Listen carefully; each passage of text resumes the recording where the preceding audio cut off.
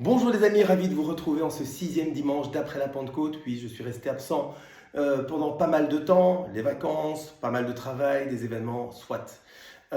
Donc j'ai plus pu vous adresser la parole, mais me voilà de retour et effectivement, j'en suis heureux parce que nous sommes en état d'urgence. Encore une fois, comme disait le président français, Macron, j'ai du mal à dire son nom tellement je prie beaucoup pour lui, parce que je crois qu'il en a fortement besoin. Nous sommes en guerre, et nous sommes en guerre contre le mal, contre Satan qui, depuis la chute des anges qu'il a entraîné, Lucifer, qui est donc devenu Satan, eh bien, il mène une lutte acharnée contre Dieu et contre ses créatures, nous, les hommes. Voilà, il veut absolument nous entraîner avec lui en enfer. Alors je vous mets directement en bas de cette vidéo un lien vers une vidéo de mes amis de Foi Intégrale qui vous explique très clairement eh bien, la chute de Lucifer qui est tombé en enfer, qui est devenu Satan, et la hiérarchie des anges, mais aussi des démons. Un tiers des anges ont été damnés et sont tombés, ont été exclus du ciel. Alors, un tiers de ces anges sont tombés en enfer avec Satan, un tiers sont tombés sur la terre et un tiers sont restés dans les airs selon le degré de traîtrise qu'ils ont eu envers notre Dieu. Voilà. Et donc, comme Satan a été le leader, lui, il se trouve dans le plus bas fond de l'enfer et il n'en sort jamais, sauf, vous allez l'entendre dans cette vidéo, autorisation expresse de notre Seigneur. Alors nous sommes tentés tous les jours par des démons. Vous avez un ange gardien qui vous donne de bons conseils. Eh bien, Satan, lui, a mis, depuis votre naissance, un démon gardien qui vous tente tous les jours. Voilà. Et il ne dort jamais. Tout ce qu'il veut, c'est que vous péchiez, que ce péché vous rende aveugle et que dès lors, vu cet aveuglement, eh bien vous péchiez de plus en plus et que vous alliez en enfer. Voilà. Donc ça, in a nutshell, en résumé, c'est ce que nous vivons tous les jours, vous et moi. Sans exception, il n'y a aucun homme au monde qui n'a pas ça. Il y a un être humain qui n'a pas eu cela, c'est notre très sainte Vierge Marie qui n'a jamais péché, immaculée conception. Elle est née sans le péché originel et elle n'a jamais péché. Voilà. Sinon, pour tous les autres êtres humains, nous sommes tentés par notre démon gardien et donc parfois nous péchons. Nous sommes donc en état d'urgence et nous devons mener ce combat. Et c'est bien le thème que j'aimerais aborder aujourd'hui avec vous. Comment mener ce combat et que faire? Voilà. Et pendant toutes ces semaines de vacances où j'ai pas pu aller à la messe, où j'ai donc pas pu aller aussi me confesser, eh bien, je me disais, mais en fait, quand on va se confesser, déjà c'est une énorme chance. En fait, Satan déteste la confession, le sacrement de réconciliation. Mais il faut que ce sacrement de réconciliation soit bien fait. Il faut qu'il soit bien fait. Alors, aller au sacrement de réconciliation, c'est pas juste dire pardon. Ah oui, bon, j'ai fait tel et tel péché, voilà, pardon. Eh bien non. Le sacrement de réconciliation, j'avais déjà fait une vidéo dans ce sens-là, est composé de 4 piliers importants. Premier pilier, reconnaître qu'on a fait du mal. Donc, reconnaître que nous sommes pécheurs. Pardonnez-moi mon Père parce que j'ai péché. Deuxièmement, c'est effectivement demander pardon pour ce péché. Effectivement, imaginez que vous me voliez demain 2000 €, eh bien, votre démarche serait d'être « Oui, j'ai bel et bien volé 2000 € à David ». 2, je lui demande pardon à David de lui avoir volé ces 2000 €. Troisième pilier, c'est réparer votre faute. Je rembourse David de ces 2000 €, voire plus. Mais ça, on rentre déjà dans le 4e pilier. Donc, en tout cas, réparer la faute, à tout le moins me rembourser mes 2000 €. Et 4e pilier, eh bien, c'est expier votre faute. Et donc, une peine qui est liée à votre dommage. Et là, ça pourrait être des intérêts. J'ai volé 2000 € à David, eh bien, je vais lui en rembourser 3000. Et souvenez-vous, notre cher Zachée, eh bien lui, il a remboursé 4 fois plus. Donc il ne remboursait pas 2000, il remboursait 8000. Excellent, voilà. Donc l'expiation de la faute. Et ma question maintenant pour vous, c'est expiez-vous vraiment vos fautes? Ce qui m'amène à mon prochain point, à mon prochain thème de cette vidéo. Notre Seigneur Jésus-Christ est très généreux avec nous. Pourquoi? Parce que, dans le sacrement de réconciliation, déjà le prêtre vous donne une pénitence. Vous ferez un Notre Père et 7 Je vous salue Marie. C'était ma dernière pénitence quand j'ai été me confesser. Des prêtres m'ont déjà dit, vous ferez un chapelet, etc. Et avant, eh bien, les pénitents devaient parfois faire des pèlerinages jusqu'à Rome, jusqu'à Jérusalem, etc., se mettre en danger pour expier leurs fautes. Voilà. Mais le Seigneur ne s'arrête pas là, évidemment. Ma très chère sœur, que je salue ici et que j'aime, donc merci Lisette d'être là et de m'envoyer des informations, m'envoyait une vidéo que je n'ai pas encore écoutée, mais le thème de la vidéo, c'est la souffrance. Si Dieu existe, pourquoi la souffrance? Si Dieu existe, la souffrance n'existerait pas. Et d'ailleurs, c'est ce que vous entendez tous les jours. Mais qu'ai-je fait au bon Dieu pour souffrir comme ça? Moi, je ne lui ai rien fait. Mais si le bon Dieu existait, mais il n'y aurait pas de mal sur la terre. C'est ce que vous entendez. Eh bien, erreur. Au contraire, depuis la chute d'Adam et Ève, la souffrance est un des piliers majeurs pour notre salut. Et nous sommes rentrés, les amis, compte tenu de cet état d'urgence, dans l'opération que j'appelle désormais « Sauvons les âmes ». Sauvons les âmes, ça veut dire sauvons-nous nous-mêmes d'abord. Donc sortons de notre état de péché mortel, je vais y revenir tout de suite, mais sauvons aussi les autres âmes. Nous avons le pouvoir de co-rédemption avec notre Seigneur Jésus-Christ qui est mort sur la croix et qui lui-même a souffert le premier. Donc, le premier. Donc quand des personnes vous disent « mais si Dieu existait, la souffrance n'existerait pas », erreur. Notre Seigneur Jésus-Christ est celui qui a souffert le premier et qui a souffert le plus. Alors là, vous allez avoir des arguments, mais non, ceux qui souffrent du cancer, qui restent dans des états végétatifs ou de douleurs extrêmes pendant des mois et des mois, ils souffrent beaucoup plus que le Seigneur Jésus-Christ. Erreur. Notre Seigneur Jésus-Christ a souffert le premier, a souffert jusqu'au bout. C'est ce qu'on vous dit d'ailleurs dans les évangiles. Il nous a aimés jusqu'au bout. Aimer jusqu'au bout, ça veut dire souffrir jusqu'au bout, jusqu'à la mort, mais pas n'importe quelle mort. C'est pas que Jésus est juste mort, qu'on l'ait pendu par exemple, ou qu'il soit mort d'une flèche dans le cœur. Non, non, c'est pas ça. Il a souffert dans son âme, il a souffert dans sa chair à plusieurs degrés, jusqu'à être vidé totalement de son sang et de tout liquide d'ailleurs qu'il y avait en lui, vu qu'il est... Dès qu'on lui a percé le cœur, est sorti du sang et de l'eau jusqu'à la dernière goutte. Voilà. C'est à ce niveau-là que notre Seigneur Jésus-Christ a souffert. Et que dit le Seigneur sur la croix? Alors ça, c'est génial. Et je l'ai compris il n'y a pas tellement longtemps. Moi, je me disais, quand le Seigneur Jésus-Christ nous dit, en fait, j'ai soif, il a soif d'amour, il a soif qu'on l'aime. Ce qui est vrai. Le Seigneur a soif qu'on l'aime et qu'on lui fasse confiance. Mais voyez-vous, le Seigneur, quand il dit sur la croix, j'ai soif, il a soif d'âme. Il a soif du salut des âmes. Et c'est pour ça qu'il est mort sur la croix. Donc lui il se vide de son sang, il se vide de son eau, mais il a soif. Alors est-ce que nous devons lui redonner de l'eau? Non, qu'on lui a tendu du vinaigre, il l'a refusé. Ce qu'on doit lui donner, ce sont des âmes. Comment lui apporter des âmes et étancher sa soif? Étancher sa soif. Eh bien, je vais vous dire ce secret que peu de gens comprennent, mais que vous avez deviné. Eh bien, il faut souffrir. Notre Seigneur Jésus-Christ et la très sainte Trinité accordent énormément d'importance à la souffrance. Alors, quand vous avez des intentions, quelles qu'elles soient, je sais par exemple que ma très chère sœur, dont je parlais tout à l'heure, a une grosse intention familiale pour l'instant. Elle est en état de souffrance à cause d'un être cher de sa famille.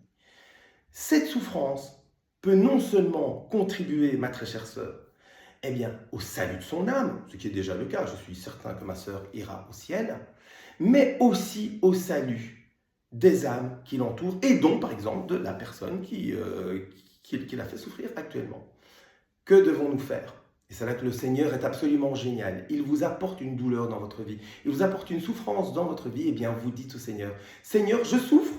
Eh bien c'est génial que je souffre parce que chaque souffrance, chaque seconde que je souffre ou chaque degré de souffrance que j'expérimente, eh bien Seigneur Jésus, je te l'offre pour les âmes. Alors ça peut être pour les âmes terrestres, ça peut être aussi pour la libération des âmes du purgatoire, mais ça j'y reviendrai certainement dans une autre vidéo. Aujourd'hui, je voudrais vraiment qu'on se concentre sur les âmes qui sont aujourd'hui avec nous sur la terre.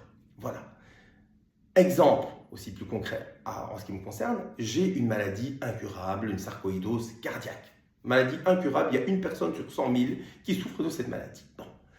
Je ne peux plus faire le sport comme je voudrais, j'étais un top sportif, etc. Je ne peux plus expérimenter cela. C'est une souffrance pour moi, mais alléluia Seigneur Jésus. Cette souffrance, sert à ma propre rédemption. Et honnêtement les amis, je ne suis pas saint, mais je suis persuadé que j'irai au ciel. J'en suis sûr en fait que j'irai au ciel. Et deux, Seigneur, eh bien ça me permet de te la remettre pour que tu sauves des âmes. Et je veux sauver les âmes avec toi, je veux être co-rédempteur avec toi. Et les amis, ça vaut pour chacun d'entre nous. Et c'est là le sens de notre souffrance.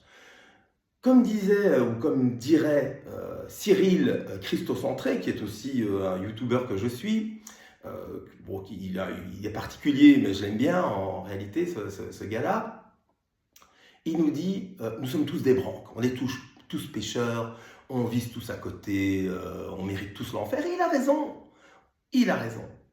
Allons nous confesser, mais surtout expions nos péchés et souffrons. Et ça va vous apporter quelque chose de supplémentaire, les amis. C'est que vous allez commencer à aimer la souffrance. Alors voilà, je sais que les poils commencent à s'hérisser. Et beaucoup de gens me disent, mais non, mais si on vit sur la terre, mais c'est justement pour pouvoir jouir de la terre, pour pouvoir jouir de la terre, pour pouvoir avoir la belle vie, et Dieu ne nous a pas mis ici pour souffrir. Encore une fois, erreur. Dieu nous a mis sur la terre, les amis, pour la chose suivante, et c'est l'objet de notre existence. Dieu nous a mis sur terre pour le rechercher et si possible le trouver. Et surtout, et écoutez bien parce que c'est le plus important, Saint Alphonse de Liguori, et là je remercie mon frère de m'avoir donné ce livre de Saint Alphonse de Liguori, faire la volonté de notre Dieu. Alors, si le bon Dieu veut que vous soyez heureux, riche et que vous ayez la belle vie, eh bien, ainsi soit-il. Alléluia, Seigneur. Si le Seigneur veut que vous souffriez pas ou peu, alléluia, bien sûr. Mais si le Seigneur vous a mis dans une situation de souffrance, alléluia, Seigneur. Et béni sois-tu, Seigneur, parce que tu me permets d'être co-rédempteur avec toi. Et vous voyez la beauté de la vie. Et c'est pour ça qu'un bon chrétien, un chrétien qui vit vraiment sa foi est toujours heureux. Pourquoi est-il toujours heureux? Parce que quand ça va bien pour lui, alléluia Seigneur, ça va bien pour moi. Je vais vous donner un exemple concret là-dessus. Ça va bien pour moi, j'ai un job, j'ai d'ailleurs fait des très très bonnes affaires dans mon job, j'ai eu un bon bonus, j'ai une super femme, une belle famille, ma santé va bien, enfin tout va bien, génial, alléluia. Et quand ça va mal, alléluia Seigneur, j'ai perdu mon job, malheureusement ma femme m'a quitté, j'ai une maladie incurable en fait, il m'arrive que des malheurs pour l'instant. Eh bien Seigneur Jésus, tout cela, je te l'offre, que ta volonté soit faite. Et autant de souffrance, Seigneur Jésus, eh bien pour moi ça vaut autant d'âmes, donc tu vas sauver autant d'âmes pour moi. Et je te remets toutes mes souffrances. Et aussi, Seigneur Jésus, si tu veux diminuer mes souffrances, vas-y. Mais si ta volonté est que je souffre encore, eh bien, ainsi soit-il. Et vous ne vous rendez pas compte le nombre de grâces que le Seigneur va vous apporter. Parce que ce faisant, vous étanchez sa soif et lui vous récompensera en retour. Comment ai-je compris cela? Et là, je remercie mon amie Sylvie qui, encore une fois, a ouvert la Bible lors de notre groupe de prière. Et c'est ce que je voulais vous dire aussi, nous ne tombons que sur des textes eschatologiques, des textes sur la fin du monde. On tombait sur Jérémie qui parlait de la chute de Babylone et de la victoire de notre Dieu. La Babylone, eh bien, c'est aussi le symbole de notre monde qui va passer, qui va tomber de toute façon, et le règne de notre Dieu qui va arriver. Nous sommes donc en état d'urgence, nous sommes donc à la fin des temps. Et c'est pour ça que nous sommes en état d'urgence et qu'il est important de sauver les âmes. Donc, ma chère Sylvie ne s'est pas contentée d'ouvrir la Bible, elle m'a aussi remis un livre de Sainte Thérèse de Lisieux. Et donc, je suis en train de lire l'histoire de l'âme de Sainte Thérèse de Lisieux, qui, à un moment donné, s'est rendu compte qu'elle aimait tellement le bon Dieu qu'elle s'est dit, en fait, qu'elle a ressenti une soif de sauver les âmes avec et pour le bon Dieu, parce qu'elle aimait beaucoup le bon Dieu. Sainte Thérèse de l'Enfant Jésus, donc elle aimait beaucoup l'Enfant Jésus et voulait faire plaisir à l'Enfant Jésus. Et l'Enfant Jésus, qui étant devenu adulte, je vous l'ai dit, est mort sur la croix et a dit « j'ai soif ».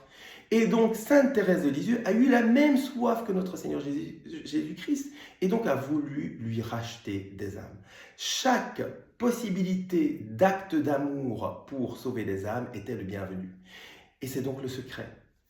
La souffrance liée à la prière, parce qu'évidemment il faut prier. Prier est la première source, si vous voulez, de salut ou de possibilité de demander au bon Dieu de nous donner des grâces ou de nous agréer de certains bienfaits. Eh bien, la prière mêlée à la souffrance, et c'est d'ailleurs ce que notre Seigneur Jésus-Christ a fait sur la croix, à peine était-il cloué sur la croix, souffrance énorme, qu'il a prié. Père, pardonne-leur car ils ne savent pas ce qu'ils font. Pardonne-leur. Et ce n'était pas juste les gens qui étaient là, hein. C'était toute l'humanité depuis Adam jusqu'à la fin du monde. Pardonne-leur parce qu'ils ne savent pas ce qu'ils font. Voilà la première parole de Jésus-Christ sur la croix. Eh bien, nous de même, nous souffrons, prions dans notre souffrance. Et nous allons ainsi gagner des âmes. Alors nous allons rentrer ensemble, les amis, dans cette période officielle qui commence dès ce dimanche, Opération Salut des âmes. Ce que j'aimerais bien vous demander aujourd'hui, c'est d'abord votre avis. Qu'en pensez-vous? Et je sais qu'il y en a plusieurs qui vont me dire « Oh, catastrophe, comment peut-il dire des choses pareilles? D'où vient-il celui-là » hein?